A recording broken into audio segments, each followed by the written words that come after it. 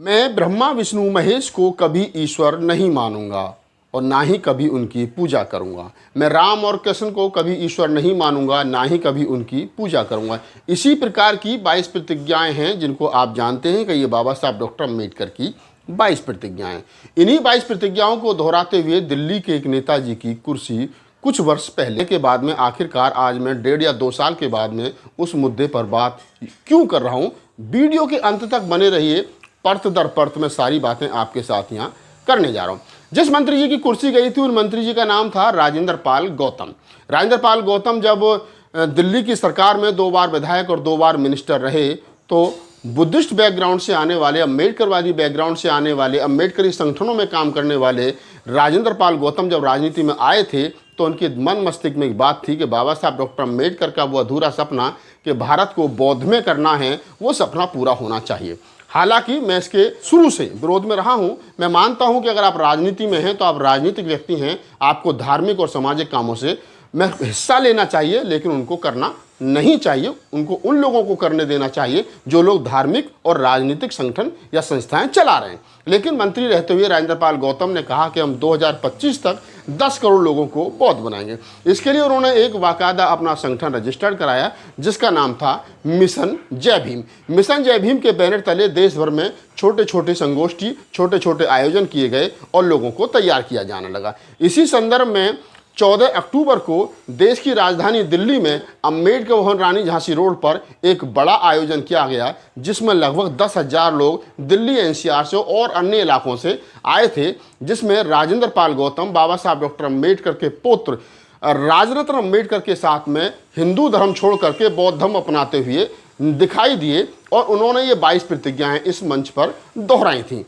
इस 22 प्रतिज्ञाओं के वीडियो को वायरल होने के बाद में तमाम हिंदू संगठनों ने जिस प्रकार से शोर शराबा किया और मंत्री जी पर दबाव बनाया गया, तो हम सब लोग मंत्री जी से मिले और मंत्री जी से कहा कि आप इस्तीफा मत देना किसी भी कीमत पर। अगर केजरीवाल आपको हटाएगा तो ये केजरीवाल का जो नकली अम्बेडकरवादी चेहरा है ये उजागर हो जाएगा और हम कह सकते हैं कि केजरीवाल बेशक ये कहता है कि उसके एक तरफ बाबा साहब डॉक्टर अम्बेडकर की फ़ोटो और दूसरी तरफ भगत सिंह की फ़ोटो है, लेकिन कच्चा कहीं ना कहीं केजरीवाल जी का भी खाकी है क्योंकि वो भी आरएसएस की बैकग्राउंड से आते हैं। कुल मिलाकर के मंत्री जी ने नहीं मानी किसी भी दलित एक्टिविस्ट की और वो गए और जाने के बाद में उन्होंने इस्तीफा दिया। इस्तीफा में जो उन्होंने बातें लिखी थी, उन्होंने कहा था कि मेरे नेता केजरीवाल को मैं नहीं चाहता कि मेरी वजह से किसी भी कारण नुकसान पहुंचे, पार्टी को नुकसान पहुंचे वगैरह वगैरह। वो इस्तीफा पड़ा है, गूगल पर आप जाइए, सर्च कीजिए, उस इस्तीफा को पढ़िए। उसमें राजेंद्र पाल गौतम ने स्पष्ट रूप से केजरीवाल को अपना नेता मानते हुए ये कहा था कि मैं स्वेच्छा से इस्तीफा दे रहा हूँ।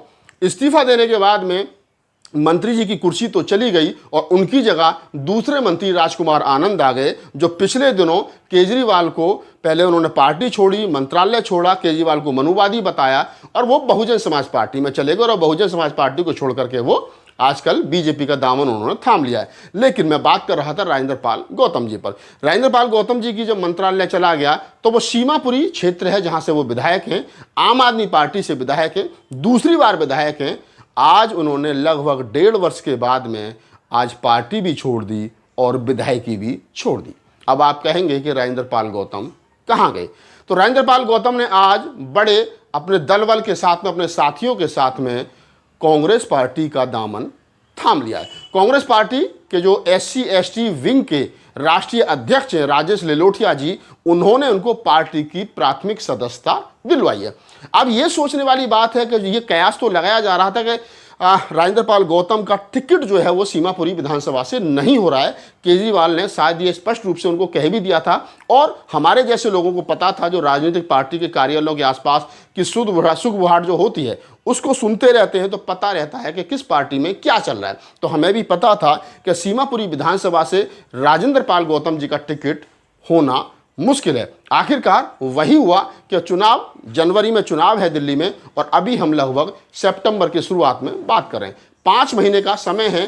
2 महीने पहले आचार संहिता लग जाएगी, यानी आचार संहिता से लगभग 2 या 2.5 महीने पहले राजेंद्र पाल गौतम ने आज आम आदमी पार्टी को बाय बाय कह दिया और कांग्रेस पार्टी का दामन थाम लिया। भविष्य की राजनीति क्या होगी, राजेंद्र पाल गौतम ने क्या सोचा है, 2025 में जो 10 करोड़ बौद्ध बनाने थे, 2025 भी सर पर है, चुनाव भी सर पर है, तो क्या 2025 तक 10 करोड़ बौद्ध राजेंद्र पाल गौतम उनका संगठन मिशन जय भीम बना पाएंगे, या मैं ये कहूं कि राजेंद्र पाल गौतम अपनी राजनीति को 2025 के मद्देनजर ध्यान में रखते हुए वो उनका ये डिसीजन है।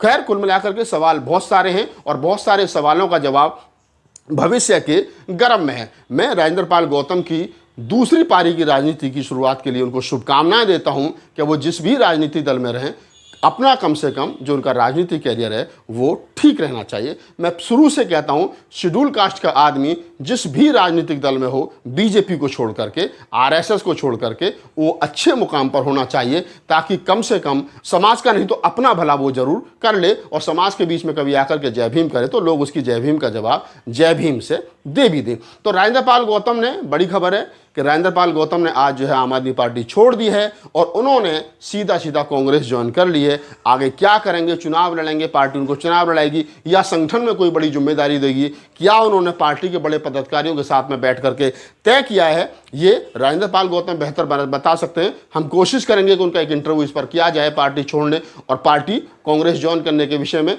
वो हमें जब समय देंगे तो हम बिल्कुल उनका एक स्पष्ट रूप से इंटरव्यू करेंगे। और अगर आपके कुछ सवाल होंगे तो आप हमें कमेंट सेक्शन में लिख भी दीजिए, वो सवाल भी हम राजेंद्र पाल गौतम से पूछ लेंगे। वीडियो के अंत में मैं कुछ बात आप लोगों के साथ साझा कर लेता हूं। मैं हमेशा से कहता हूं कि राजनीतिक व्यक्ति को राजनीति करनी चाहिए, सामाजिक काम से दूरी बना लेनी चाहिए। सामाजिक काम वो आदमी करे जो सामाजिक कार्य करता है, वो बेहतर कर सकता है, उसका कोई आका नहीं है, किसी के इशारे पर वो नहीं करेगा। अगर आप धार्मिक व्यक्ति हैं तो धार्मिक व्यक्ति को भी राजनीति नहीं करनी चाहिए, वो धार्मिक काम करे जिस भी धर्म से आता है। पार्टियों का संरक्षण आपके साथ रहेगा, ये तय है। जो आपकी विचारधारा के नेता हैं उनका संरक्षण आपके साथ रहेगा, ये तय है। लेकिन अगर आप पूर्ण रूप से दूसरा काम करने लग जाएंगे तो फिर वो चलने वाला नहीं है। ठीक उसी प्रकार से जो राजनीतिक व्यक्ति है, राजनीतिक व्यक्ति को चाहिए कि वो राजनीति करे, और अगर वो धर्म की बात करेगा तो मैं कह सकता हूं कि वो फिर नहीं चल पाएगा, क्योंकि राजनीतिक व्यक्ति सबका होता है और सबके साथ साथ उसका एक व्यक्ति का धर्म भी होता है, और धर्म ये होता है कि वो अपने धर्म को फॉलो करे। क्योंकि जब आप किसी पार्टी से बंधे होते हैं तो पार्टी की नियम अनुसार आपको चलना पड़ता है। बेशक राजेंद्र पाल गौतम ये कहते रहे हों कि मैं बुद्धिस्ट हूं, भारत में हम 10 करोड़ बौद्ध बनाएंगे, लेकिन दूसरी सच्चाई ये भी थी कि राजेंद्र पाल गौतम अक्षरधाम मंदिर में बैठ करके हनुमान चालीसा के पाठ में भी हिस्सा लेते थे, क्योंकि पार्टी का आदेश था। दूसरी तरफ ये भी था कि हरा कुर्ता पहन करके राजेंद्र पाल गौतम जी जो है वो दिवाली की पूजा में अपनी पत्नी के साथ सारे मंत्रियों के साथ में शामिल होते थे। ये भी तय है, क्योंकि उनकी पार्टी का प्रोटोकॉल है और उसमें शामिल होना पड़ेगा। बहरहाल राजेंद्र पाल गौतम ने कांग्रेसी हो गए हैं और हमारी शुभकामनाएं उनको साथ हैं, हमारे संघर्ष के साथी हैं, मित्र हैं। हम चाहते हैं कि वो राजनीति में खूब तरक्की करें। इस पूरी बातचीत के बारे में आपकी क्या प्रतिक्रिया हमें कमेंट सेक्शन में बताइए और मुझे दीजिए इजाजत। धन्यवाद। जय भीम साथियों, जैसे कि आप लोगों ने इस वीडियो में देखा, राहुल नागपाल जी ने राजेंद्र पाल गौतम के बारे में कैसे विस्तार रूप से बताएं, कैसे उन्होंने कांग्रेस पार्टी को ज्वाइन किया।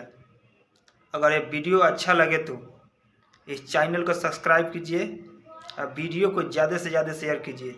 जय भीम, नमो बुद्धाय।